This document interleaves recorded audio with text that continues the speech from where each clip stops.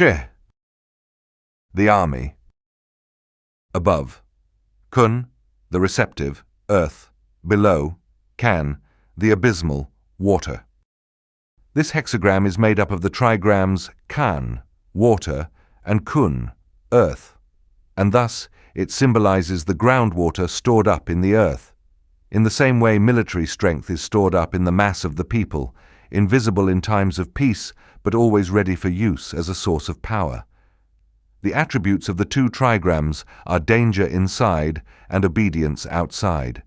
This points to the nature of an army, which at the core is dangerous, while discipline and obedience must prevail outside. Of the individual lines, the one that controls the hexagram is the strong 9 in the second place, to which the other lines, all yielding, are subordinate. This line indicates a commander because it stands in the middle of one of the two trigrams. But since it is in the lower rather than the upper trigram, it represents not the ruler but the efficient general, who maintains obedience in the army by his authority. The judgment, the army. The army needs perseverance and a strong man, good fortune without blame. An army is a mass that needs organization in order to become a fighting force. Without strict discipline, nothing can be accomplished, but this discipline must not be achieved by force. It requires a strong man who captures the hearts of the people and awakens their enthusiasm.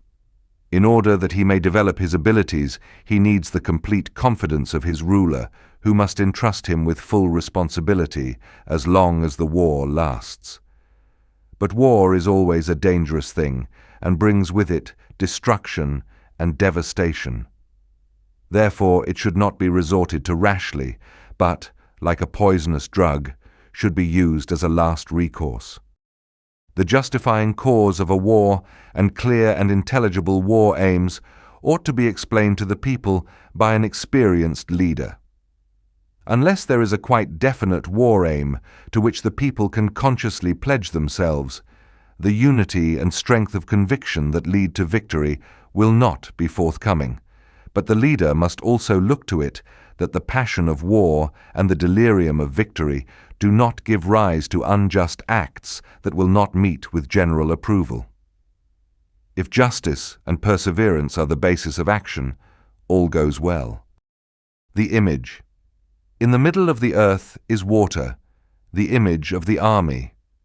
Thus the superior man increases his masses by generosity toward the people. Groundwater is invisibly present within the earth. In the same way, the military power of a people is invisibly present in the masses. When danger threatens, every peasant becomes a soldier. When the war ends, he goes back to his plough. He who is generous toward the people wins their love, and a people living under a mild rule becomes strong and powerful. Only a people economically strong can be important in military power. Such power must therefore be cultivated by improving the economic condition of the people and by humane government. Only when there is this invisible bond between government and people, so that the people are sheltered by their government as groundwater is sheltered by the earth, is it possible to wage a victorious war. The lines. 6 at the beginning means, an army must set forth in proper order. If the order is not good, misfortune threatens.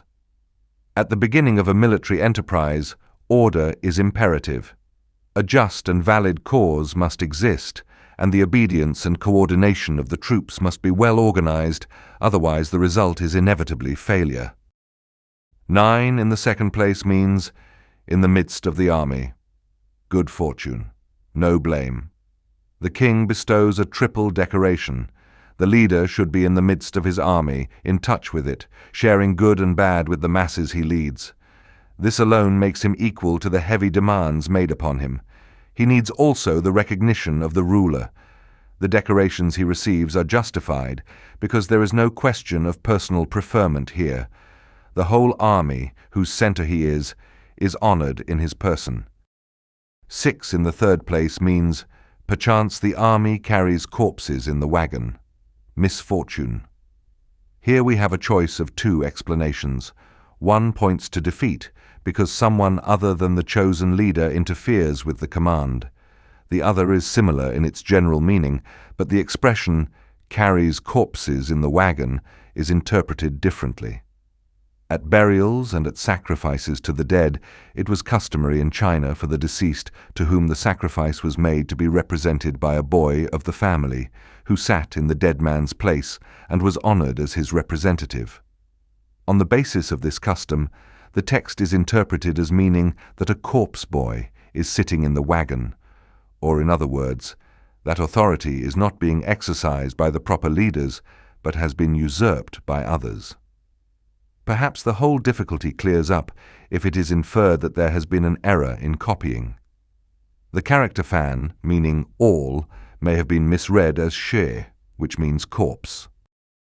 Allowing for this error, the meaning would be that if the multitude assumes leadership of the army, rides in the wagon, misfortune will ensue. 6 in the fourth place means the army retreats. No blame. In face of a superior enemy with whom it would be hopeless to engage in battle, an orderly retreat is the only correct procedure because it will save the army from defeat and disintegration.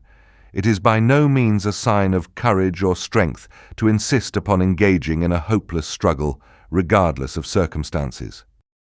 6 in the fifth place means there is game in the field.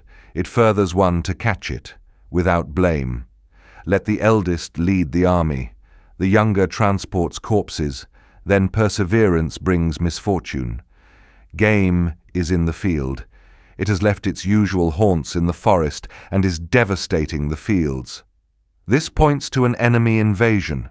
Energetic combat and punishment are here thoroughly justified, but they must not degenerate into a wild melee in which everyone fends for himself. Despite the greatest degree of perseverance and bravery, this would lead to misfortune. The army must be directed by an experienced leader. It is a matter of waging war, not of permitting the mob to slaughter all who fall into their hands. If they do, defeat will be the result, and despite all perseverance, there is danger of misfortune.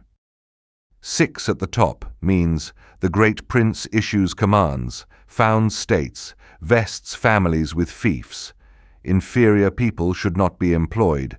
The war has ended successfully, victory is won, and the king divides estates and fiefs among his faithful vassals. But it is important that inferior people should not come into power. If they have helped, let them be paid off with money, but they should not be awarded lands or the privileges of rulers, lest power be abused.